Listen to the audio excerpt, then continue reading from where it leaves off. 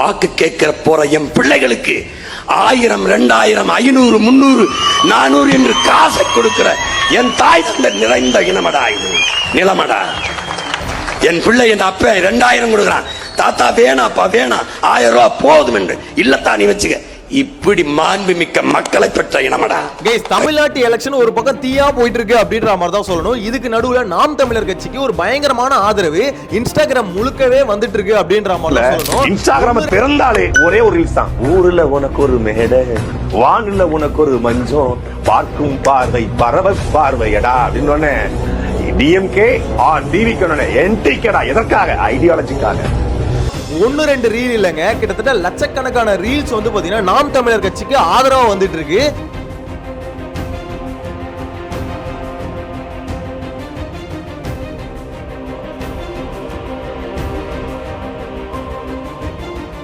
இது நாம் தமிழர் கட்சியோட ஐடி விங் வந்து பண்றாங்களா அப்படின்னு பார்த்தா அதெல்லாம் இல்ல.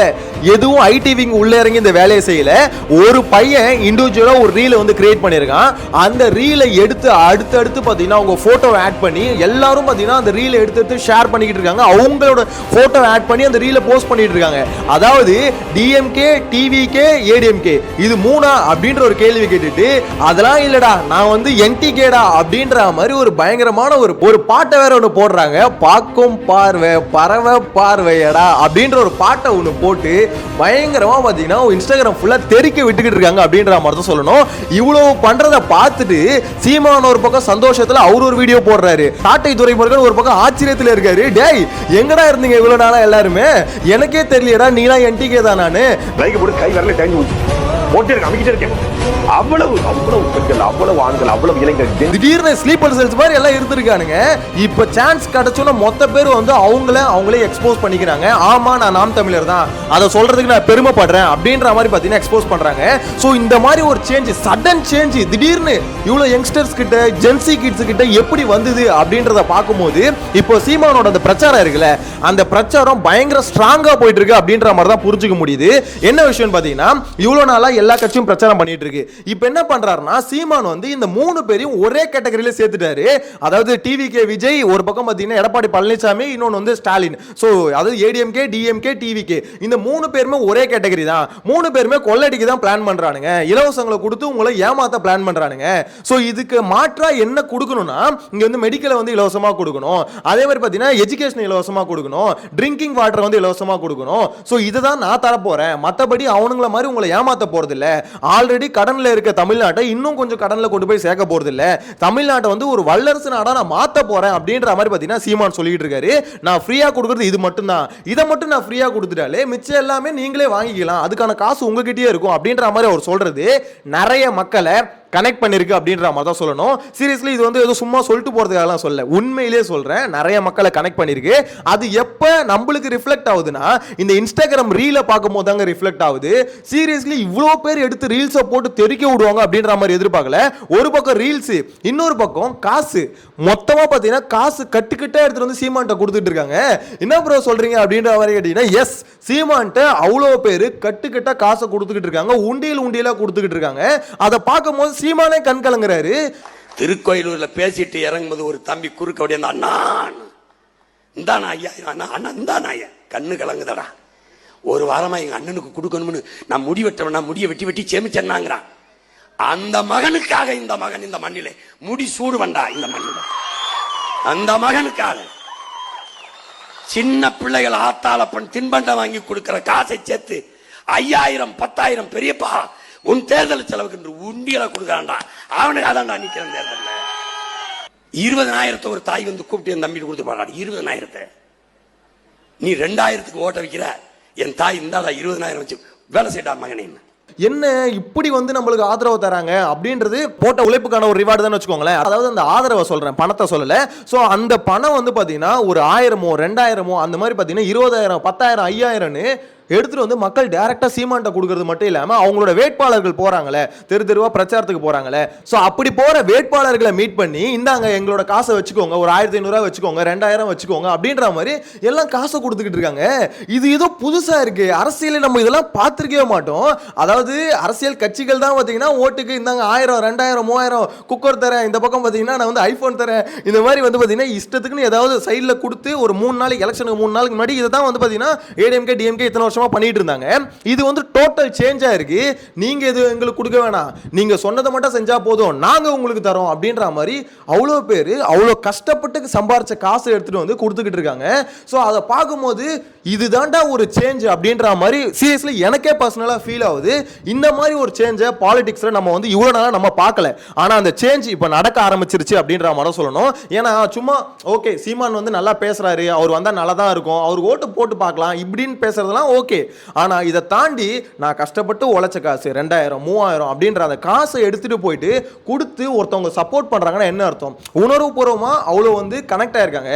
என்னால் அங்கே நின்று கத்த முடியல, என்னால் எல்லாத்தையும் வேலையெல்லாம் விட்டுட்டு அங்கே வந்து நிற்க முடியல, என்னோட பிரதிநிதியா ஒருத்தன் நின்று அங்கே பேசுறான், எனக்கான குரலா அங்கே ஒருத்தன் நிற்கிறான் அப்படின்னு சொல்லிட்டு அவங்களுக்கு கனெக்ட் ஆன ஒரே ஒரு காரணத்துக்காக தான் கஷ்டப்பட்டு சம்பாரிச்ச காசை எடுத்துட்டு வந்து அங்கே கொடுத்து உனக்கு நான் வந்து பேக் போனா நாங்க இருக்கோம், நாங்க உங்களுக்கு சப்போர்ட் பண்றோம், நீங்க விட்டுறாதீங்க, நீங்க விடாம போராடுங்க, உங்க போராட்டத்துக்கு உறுதுணையா நாங்க இருக்கோம் அப்படின்றது அவங்களோட அந்த பணத்தை கொடுக்குறாங்களே 2000 3000 அது மூலமா அவங்க சொல்ல வர விஷயமா அதை தான் நான் புரிஞ்சுக்க முடியுது. சீரியஸ்லி இது வந்து ஒரு பயங்கரமான சேஞ்சு. இப்படி ஒரு சேஞ்சை தமிழ்நாட்டு மக்கள்கிட்ட சீரியஸ்லி நான் எதிர்பார்க்கல. பயங்கரமான ஒரு சப்போர்ட் சீமானே எதிர்பார்த்துக்க மாட்டாரு. அதாவது எதிர்பார்க்காம இதெல்லாம் பண்ணிருக்க மாட்டாரு. இதெல்லாம் ஒரு சேஞ்சை கொண்டு வரணும், அதுதான் அவரோட விஷனே. கரெக்டா மக்களை விழிப்புணர்வு அடைய செய்யணும், அதாவது இந்த மாதிரி வந்து இலவசத்தை நோக்கி போகக்கூடாது அப்படின்ற விழிப்புணர்வு அடைய செய்யணும் அப்படின்றத ஒரு விஷனே. இருந்தாலும் இப்படி வந்து ஒட்டுமொத்தமா டக்கு டக்கு டக்கு டக்குன்னு அடுத்தடுத்து எல்லாமே நடக்கிறத பார்க்கும்போது அவருக்கும் ஒரு மாதிரி பயங்கர சந்தோஷத்தில் தான் இருக்காரு. ஏன்னா அவரோட வீடியோ போடும்போது அதுலேயே என்னால் பார்க்க முடிஞ்சுது.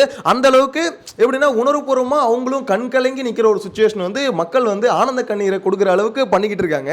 அதுவும் அந்த இன்ஸ்டாகிராம் ரீல்ஸ் சீரியஸ்லி இவ்வளோ ரீல் வந்து போடுவாங்க எல்லாருமே அப்படின்ற மாதிரி எதிர்பார்க்கவே இல்லை.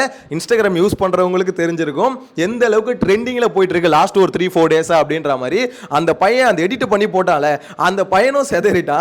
என்ன இது இவ்வளோ பேர் வந்து எடுத்து போட்டுக்கிட்டு இருக்காங்க.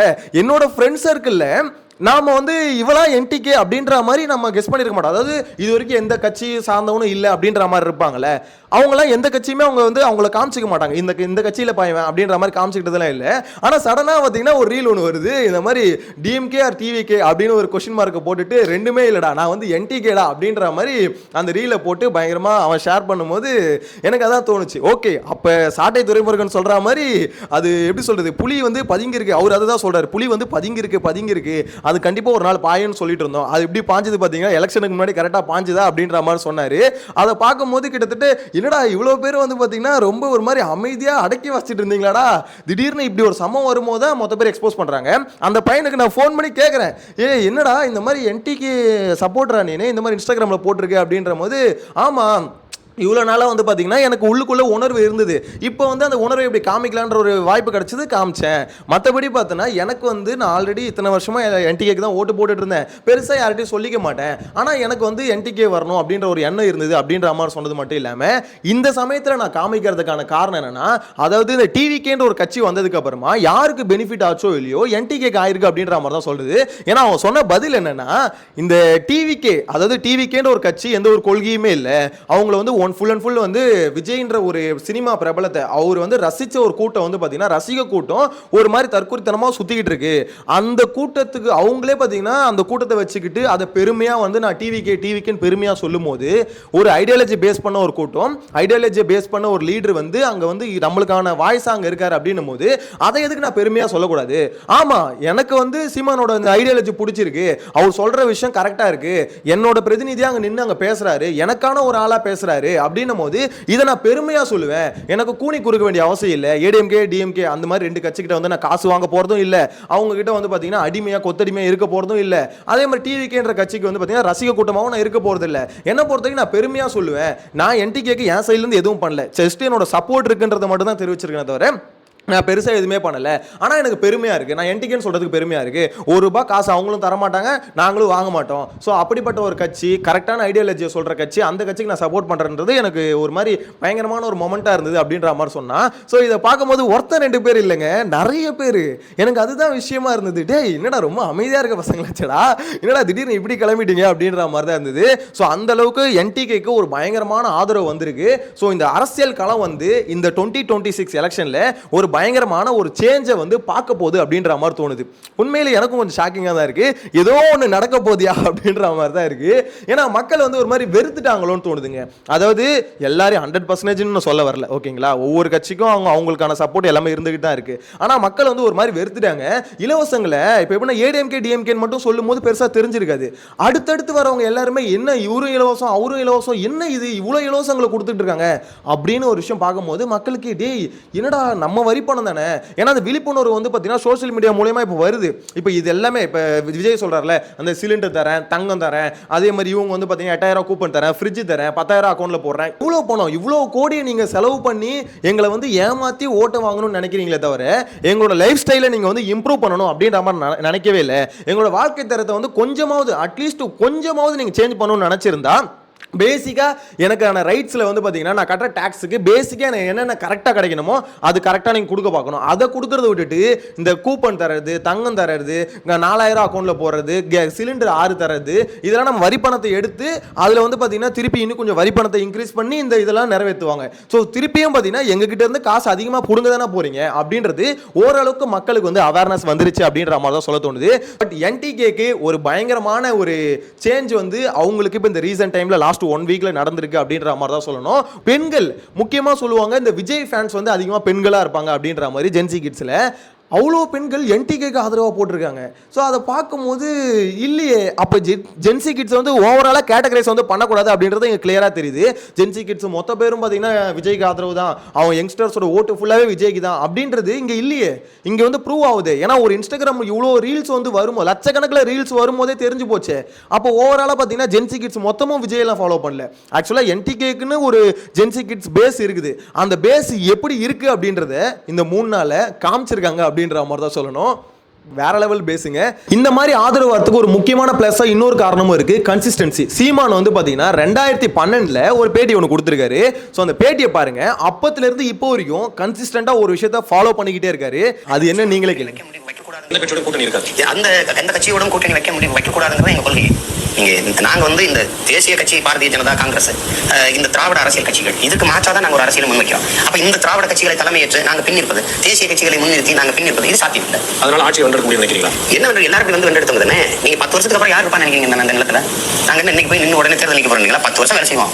என்னோட பாராளுமன்ற உறுப்பினர், சட்டமன்ற உறுப்பினர் 8வது படிச்சுட்டு இருக்கான். நான் அவனை நோக்கி பயணிச்சுட்டு இருக்கேன். இது 2012ல என் நோக்கம் புனிதமானது, என் பாதை சரியானது, பாதை தூரம் பயண தூரம் கொஞ்சம் அதிகம். அதனால பதறாம சிதறாம நாங்க பயணிச்சு கொண்டே இருப்போம். இம்முறையும் எவரோடும் கூட்டணி சேராது. நாம் தமிழர் கட்சி களத்திலே நிற்க இருக்கிறோம். சீபா ஆதித்தனாரை பார்த்தோம், மாப்போசியை பார்த்தோம் என்றார்கள். அவர்கள் சீமானை பார்த்ததில்லை, இந்த களத்திலே பார்ப்பார்கள். அந்த ஐடியாலஜி இருக்குல்ல, நான் வந்து ஒரு சேஞ்சுக்காக வந்திருக்கேன், யாரு கூட நான் சமரசம் செய்ய மாட்டேன்.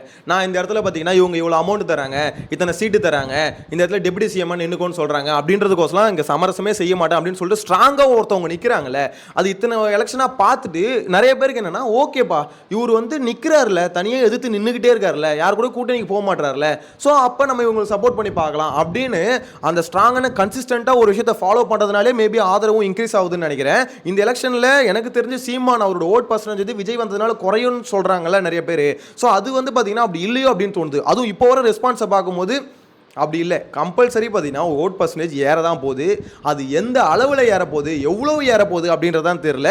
ஆனால் குறையறதுக்கு வாய்ப்பு இல்லை அப்படின்ற மாதிரி தான் தோணுது. இன்ஸ்டாகிராம் பார்க்கும்போதே தெரியுதுங்க சப்போர்ட் எந்த அளவுக்கு இருக்குதுன்னு. நம்ம யாருக்கு கீழே அடுத்த 5 வருஷம் இருக்க போகிறோம் அப்படின்றத நம்ம முதல்ல தெரிஞ்சுக்கணும். என்ன ப்ரோ எப்படி சொல்கிறீங்கன்னா, ஆமாம் நம்ம மேலே தூக்கி வச்சுருவோம் அவங்களுக்கு கீழே தான் நம்ம இருக்க போகிறோம். ஸோ அப்படின்னும் போது நமக்கு மேலே இருந்து நம்மளை வந்து பார்த்தீங்கன்னா ஆர்டர் போட போகிறாங்க, மண்டையில் தட்ட போகிறாங்க. ஸோ அப்படின்னும் போது அவங்க தட்டுறவங்க யார், அயோக்கியனா அப்படின்றத பார்த்துட்டு உட்கார வைங்க. ஏன்னா மேலே விட்டதுக்கப்புறம் அயோக்கியன்னு தெரிஞ்சதுக்கப்புறம் ஐயோ எம்மானு கதற தான் முடியுமே தவிர ஒன்றும் பண்ண முடியாது. ஸோ ஆல்ரெடி இத்தனை வருஷமாக அப்படி தான் கதறிக்கிட்டு இருக்கோம். ஏதாவது பார்த்து பண்ணுங்கயா, எவா நெக்ஸ்ட் வீடியோவில் மீட் பண்ணலாம்.